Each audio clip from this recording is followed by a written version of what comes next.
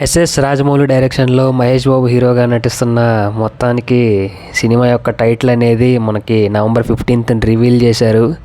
ఇందులో మహేష్ బాబు రుద్ర అనే క్యారెక్టర్లో నటిస్తున్నారన్నమాట. సినిమా టైటిల్ వచ్చేసి వారణాసి. మనకు మామూలుగానే ఆ టైటిల్ ఎంత పవర్ఫుల్ అందరికీ తెలిసిన విషయమే.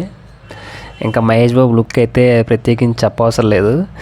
ఈ గ్లింప్స్లో మనకి చాలానే అసలు ఎక్స్పెక్ట్ చేసిన దానికన్నా చాలా అంతకు మించిగానే చూపించారన్నమాట. మొత్తం మహేష్ బాబు లార్డ్ రాముడిగా నటిస్తున్నాడని చెప్పేసి ఇందులో మనకు ఆల్రెడీ రాజమౌళి ఆ స్పీచ్లో చెప్పారనమాట. అయితే ఇక మామూలుగా ఉండదు. ఈ గ్లింప్స్ని చూస్తుంటే మనకి అది టైం ట్రావెల్ మూవీ టైప్ లాగా అనిపిస్తుంది అనమాట. అసలు మా రాజమౌళి విజన్కి అసలు మామూలుగా కాదు. మహేష్ బాబుతో పాటు పృథ్వీరాజు అలాగే ప్రియాంక చోప్రా కూడా మనకి ఈ టైం ట్రావెల్లో భాగం అవుతున్నట్టు ఆ గ్లింప్స్లో చూపిస్తుంది అనమాట.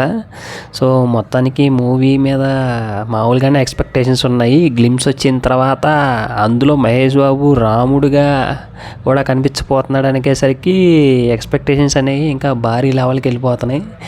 ఈ మూవీ అనేది 2027 సమ్మర్కి వస్తుందని చెప్పేసి కీరవాణి మామూలుగా చెప్పారు. అది ఈ గ్లిమ్స్ని చూస్తాం కనుక అది ఇంకా లేట్ అయ్యేటట్టే అనిపిస్తుంది. సో చూద్దాం. మొత్తానికి వారణాసి అయితే అదరగొట్టేసింది.